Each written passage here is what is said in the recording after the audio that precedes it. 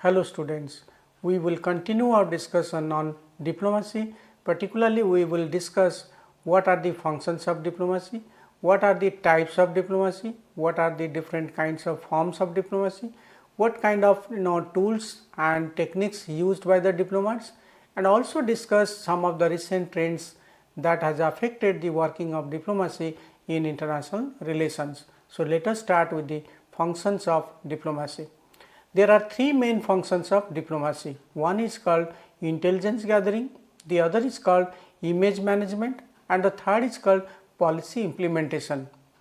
An embassy gathers information on the thinking of the local political leadership, the state of the local economy, the nature of the political opposition, because all of these are important for predicting the internal problems and anticipating changes in a country's foreign policy. So basically the intelligence gathering role of the diplomat includes that what is the thinking of the political leadership, what is the thinking of the economy of that particular country in which they are located in, and what is the nature of political opposition. So these are all important factors that help them to deal with any kind of internal problems or they anticipate any kind of changes in that country's foreign policy. Diplomatic representatives are the eyes and ears of their government. Their cables and report form an important part of raw material on the basis of which a particular country formulates its foreign policy. So in that way, so they give vital information to the government, and in that way they are considered as the eyes and ears of the government. Diplomacy also aims at creating a favorable image of their country. Modern communication makes it possible to shape perceptions and attitudes around the globe. States today have vast public relations infrastructure whose purpose is to place their actions and policies in a favorable light. So as we discussed, one of the important functions of a diplomat is to create a positive image in the country in which he or she is posted, because that this kind of positive perceptions plays a very important role in a country's foreign policy.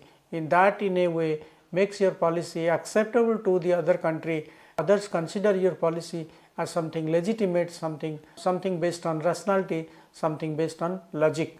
Foreign embassies supply local news media with official interpretations and try to avoid negative publicity or explain it away. So the point is, you will find that sometimes foreign ambassadors they write in Indian newspapers on some important issues or something, some important meeting is planned, and some important event is going to happen. So in that time they use those articles, those writings to clarify some of the positions on their country. So as we discussed, one of the objectives of a diplomat is to create favorable opinion in a foreign country about his country, so that the country's policies are considered as something acceptable, something legitimate, and in a way there are lots of public relations infrastructure that he uses or she uses for shaping the perceptions and attitude of the people in that country. So the point is, these are now considered, public diplomacy is now considered as the most important diplomacy, because this is how the countries have spent a lot of money for shaping the opinion of other countries, for influencing the opinion of other countries, and because that in a way it will help you to project your foreign policies or goals in a much better perspective. So we have discussed that one of the objectives of a diplomat, one of the important functions of a diplomat is to place the actions and policies of his state in a very favorable position, and this is in a way related to the perceptions and attitude of other countries. So your objective is to influence their perceptions, their attitudes, so that your policies are accepted as legitimate, your policies are acceptable. So in a way that is related to winning the hearts and minds of the people in which you are located in. Foreign embassies also supply local news media with official interpretations and try to avoid negative publicity or explain the same. So the point is, you must have seen during important official engagements, the ambassadors of a particular country, they write in local newspapers, as you might have seen in case of India during the G20 summit. There were a lot of foreign ambassadors who used to write on the state of their relationship with India and what they think about India, what they consider about India, and how they are responsible and they are making the best efforts to have a better relationship with India. So that shows that the objective of a diplomat is not only to create a favorable image, rather to remove any kind of negative image that may be there between the two countries. Finally, diplomats administer the overseas program of their country. They negotiate military basing rights, facilitate foreign investment and trade, supervise the distribution of economic aid and provide information and technical assistance. So whatever developmental activities are going on by their country in a foreign country, so they ensure that the policies are successful, the programs are successful. In that way, whether they have military bases or they have foreign direct investment and trade, they supervise the distribution of economic aid and also provide necessary information and technical assistance to the people who are engaged in those kind of activities. So in that way, you can find the diplomats play triple role, like intelligence gathering, image management and policy implementation. So these are the three main functions of diplomacy. Now let me focus on the methods and tools used by the diplomats for achieving their country's foreign policy goals. Diplomacy involves the use of various methods and tools such as negotiation, persuasion, compromise, rewards and coercion to influence and shape the behavior and outcome of other actors. So in a way, these are all the methods used by the diplomats, either it is negotiation or it is persuasion, maybe it is compromise, maybe it is carrot and stick policy. So whatever you may call it, but these are the methods and tools used by the diplomats for achieving their country's national interest. Let us now focus on the role of negotiation, which is defined as a strategic dialogue that aims to find a mutually agreeable solution to a particular problem. The process is conducted by two or more governments and other stakeholders. The goal of negotiation is to reach a compromise based on agreement. So basically, the purpose of negotiation is to find a compromise based agreement, and this is done between at least two negotiating partners, and it is also considered as one of the best methods through which you can achieve your foreign policy objectives. The second is persuasion, which involves being able to convince others to take appropriate action. As I said, one of your objective is to convince the other about the legitimate position you are taking or the rightful position you are taking, and in that way you persuade others to your position, your point of view. The third is compromise, which is used for finding solution among different interests and views. So sometimes you have to take a win-win situation where you find the solution that is considered as equally beneficial for both the countries. So in that way, compromise is considered one of the most important method used by the diplomats, because in this way nobody loses the face, nobody suffers the loss, rather it is a compromise which is mutually acceptable to both the parties. Diplomats often use rewards such as the promise of a new trade deal, or maybe an arms sale, or maybe shipment of food. So these are all used to encourage an agreement. So you can use the carrot policy to achieve your foreign policy objectives, and this carrot policy is based on maybe a favorable trade agreement, maybe supplying a advanced type of weapons, or maybe giving some food during the crisis, or maybe during a calamity. So it all depends what kind of carrot policies you follow and you use. When diplomatic interests collide and a deadlock is there, so negotiators might threaten sanctions such as restricting travel, halting official financial assistance or a trade embargo to persuade the other parties to accept an agreement. So, this is a kind of stick policy. So, either you agree to their point of view, otherwise if you are a powerful country, you are representing a powerful country, so you have so many other mechanisms. Maybe you threaten sanctions, or maybe that is used for restricting the travel between the people of two different countries, or halting financial assistance. If you are giving any financial assistance to that country, you may halt that, or maybe a trade embargo to persuade the other parties to accept an agreement. So, diplomats can use several types of methods and tools, starting with negotiation, starting with persuasion, maybe it is compromise, maybe it is carrot and stick policy. So, all these methods are used for achieving the foreign policy goals of your country. Now, let us discuss about the various forms of diplomacy. Diplomacy has so many forms. The first is called the bilateral or multilateral diplomacy. In case of bilateral diplomacy, there is a communication between two parties or two countries. Multilateral diplomacy involves communication between diplomats of many countries, maybe 3, maybe 5, maybe 100. So, it is all the number is not fixed for multilateral diplomacy, but for bilateral it is 2, bi means 2. So, multilateral diplomacy is different from bilateral diplomacy, because here you have a number of countries to deal with, you have a number of countries to negotiate with. Then diplomacy can be high level or low level. High level is when the diplomacy is involved between the Prime Minister, the President, the Foreign Minister, then that is called high level diplomacy. Small level diplomacy means there are some issues that you can resolve through the subordinate diplomats or through the not very high ranking diplomats. So, in that way it can be called low level diplomacy. Low level diplomacy means situations when intergovernmental issues are solved by advisors or diplomats of lower rank rather than the foreign minister, rather than the prime minister.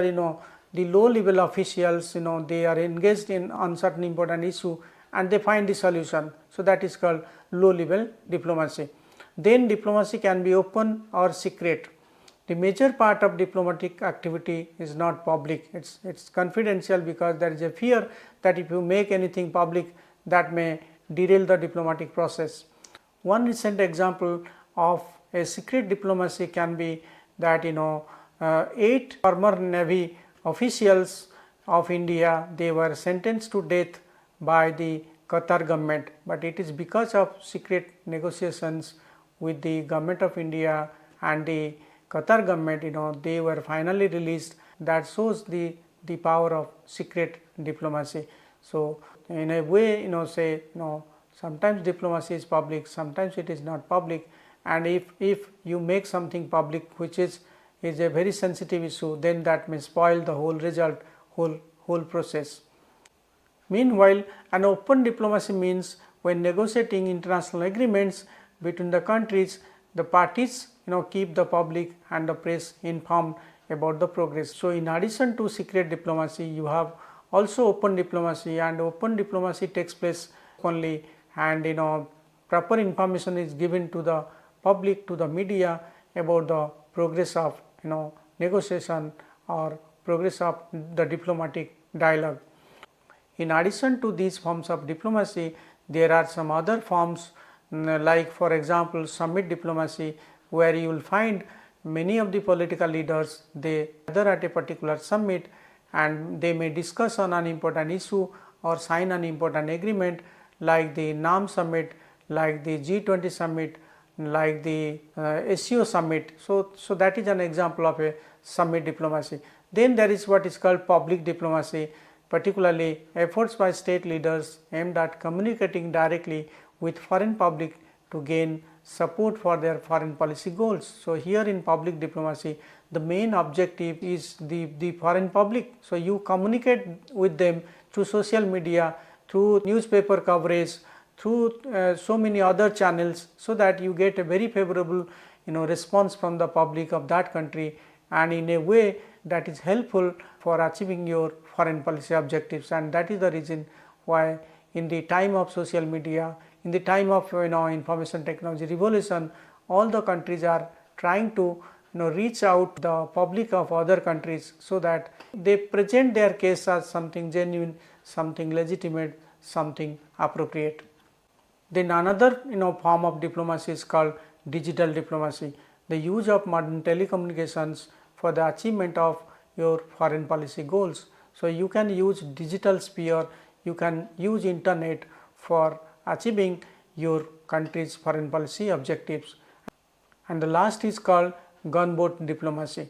Basically, it is a demonstration of power seeking to convince other countries to support the foreign policy of your country under implementation. So basically, it is a kind of power politics, it is exercise of power, demonstration of power to the other party that it is in her interest, it is in his interest that it should follow a particular kind of policy and what we call relational power. So these are all different forms of diplomacy. Let us now discuss about the types of diplomacy. Diplomacy can be of several types. The first type of diplomacy is called political diplomacy. Diplomacy is the art and science of maintaining peaceful relationship between and among the nations. So it is the first priority of the diplomats that they keep better relationship with the other countries. The political dimensions of diplomacy is associated with state policies towards other countries on political issues. So there are so many political issues, there may be misunderstanding, there may be miscommunication. So the purpose of diplomat is to ensure better political relationship between the countries to which they represent and the other countries in which they are located. Then there is another type of diplomacy called military diplomacy or defense diplomacy. It is basically understood as military to military interactions, activities and policies to build and maintain national security. So when there is a military cooperation between the two countries, so that is what is called military diplomacy or defense diplomacy. These include foreign officers training and education, high visibility military visits abroad and humanitarian assistance and disaster relief efforts outside your own country. So sometimes there may be earthquake, there may be tsunami, there may be natural calamities. So at that time you undertake relief measures, you send humanitarian assistance and disaster relief, and that is how you use your military forces, particularly the navy, maybe your air force, so they in a way contribute for humanitarian assistance. They may in a way help the other country, and in that way you build good perceptions, or you build better perception about your country in that country. The other type of diplomacy is called economic diplomacy. Basically it is a use of government resources to promote the growth of country's economy by increasing trade, promoting investment, collaboration on bilateral and multilateral trade agreements. So basically you have so many trade interests, you have business interest, you have commercial interest, you want to sign a preferential trade agreement with another country. So these are all done through economic diplomacy. It also can mean that the use of economy to promote foreign policy objectives, most commonly known as foreign aid and economic sanctions. And so you have a foreign assistance program, you have a you have economic sanctions. So these are all coming under the scope of economic diplomacy. So as we discussed, either in peacetime or in wartime, you engage in economic diplomacy, and that is the way through which you try to ensure your country's economic interest. The involvement of international financial institutes has added to the complex nature of economic diplomacy. You have World Bank, you have IMF, you have WTO. These are highly technical areas, these are very specific and specialized areas, and you need a different kind of diplomacy to ensure your country's economic interest. The policies of World Trade Organization, IMF, World Bank and so on definitely played their role in the evolution of economic dimensions of diplomacy. As we have discussed, these are very specialized areas, complicated areas, and these areas have emerged because of the presence of large number of international organizations related to economic issues, and that's how you want to secure your country's economic interest by liaising with them by cooperating with them, by negotiating with them. Then the last is called cultural diplomacy. In the ever changing world of international relations, the usual political and economic talks are now complemented by equally an impactful player, that is called cultural diplomacy. Almost all countries are now engaged in cultural diplomacy, what Joseph Nye called soft power diplomacy. Simply put, cultural diplomacy is all about building bridges. So, you build different kind of relationship with the people of other countries through culture, through language, through movies, through medicines, through music, through literature. So, there are so many ways through which you promote your culture, and for promoting that culture, to make your culture popular in other countries, so you follow cultural diplomacy. The purpose of cultural diplomacy is to understand one another better, narrowing the gaps between one culture along with the other culture, and creating stronger ties between the countries by sharing and celebrating our arts, cultures and education. It has the potential to touch individuals in ways traditional diplomacy might not, creating lasting positive impressions. And so, this is the importance of cultural diplomacy, that through cultural diplomacy alone you can create very positive impressions about your movies, about your culture, about your literature, about your arts, about your cuisine. So, everything that you can push in other countries through cultural diplomacy. Now, let us discuss about the recent trends that has affected the way traditional diplomacy has functioned.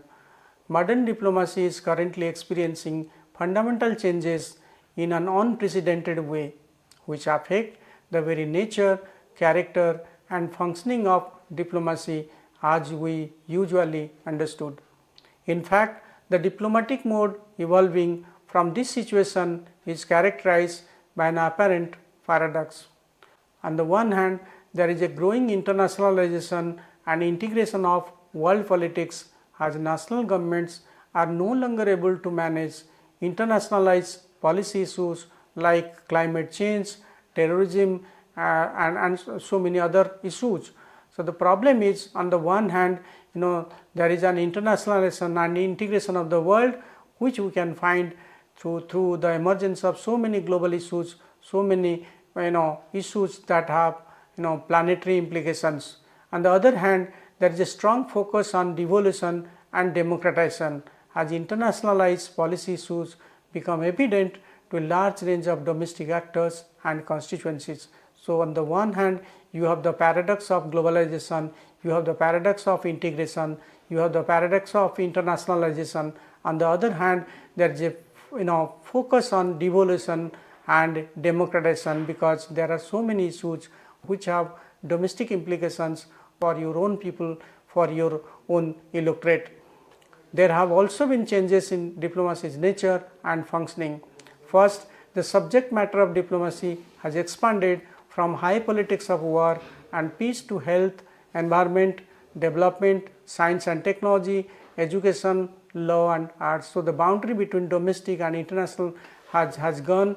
Now, the major issues which we earlier considered as soft issues, they have become important, and instead of high politics only of war and peace, we are talking about health issues, environmental issues, development issues, science and technology issues, and that makes the diplomacy a different kind of tool, a different kind of mechanism. Second, diplomacy is no longer limited to professional diplomats. Nowadays you find there are politicians who are also attending important international summits, negotiating with foreign representatives, with foreign prime ministers, with foreign presidents. So, diplomacy is not now limited to only trained people, rather there are so many people. MPs are going with parliamentary delegations to the United Nations. So, they are basically not trained in diplomacy, rather they are going to represent the country's interest, they are going to secure the country's interest. So, that is one development that we have to take notice of.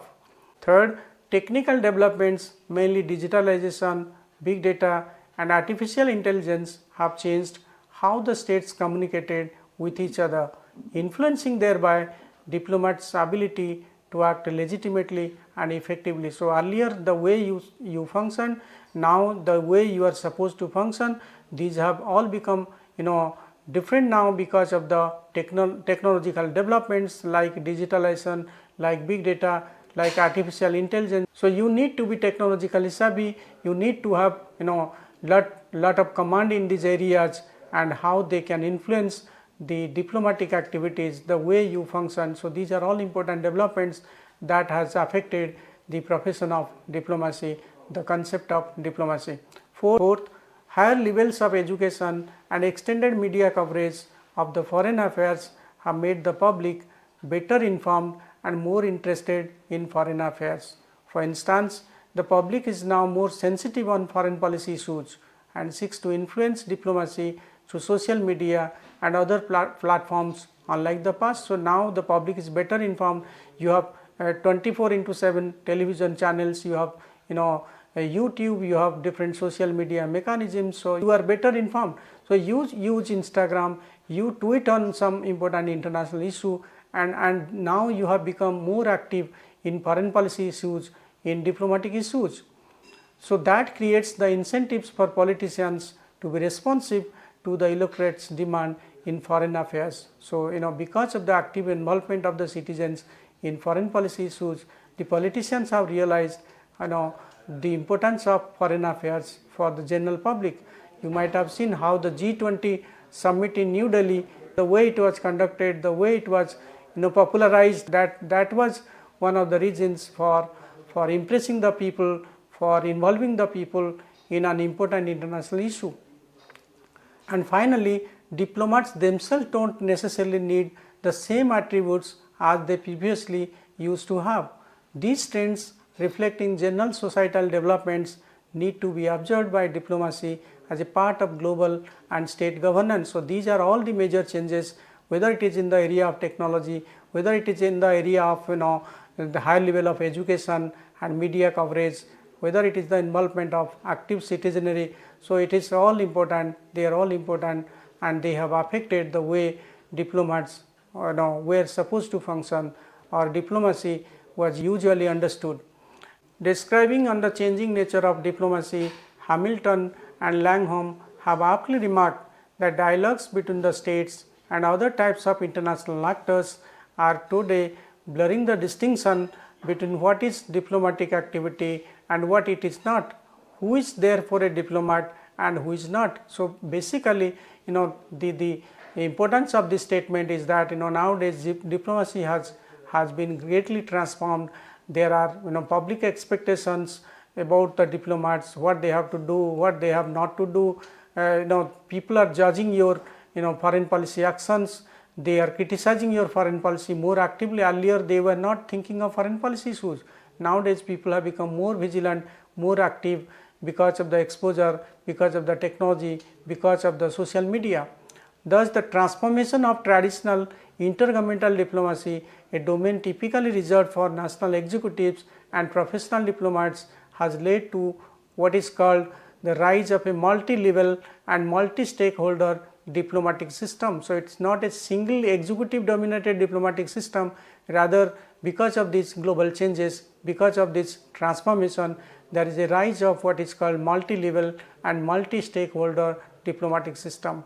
Currently, multiple diplomatic actors such as non-state agencies, lobbies, parliamentary bodies, civil society groups, academics, the media, cities, sub-state regions, celebrities, foundations and think tanks, they have all come to play an important role in diplomacy, and that is why there are different forms of diplomacy called economic diplomacy, cultural diplomacy, public diplomacy, para diplomacy, celebrities diplomacy, sports diplomacy, parliamentary diplomacy. They have all come into prominence, illustrating the range of international actors has expanded considerably. So, not just the state, non-state actors are also playing an important role in diplomacy, and that is why we have different purpose of diplomacy, different type of diplomacy, different shape of diplomacy that we have to understand when we think about the role of diplomacy in international relations. So, thank you very much. Thank you for your patient hearing. Thank you once again.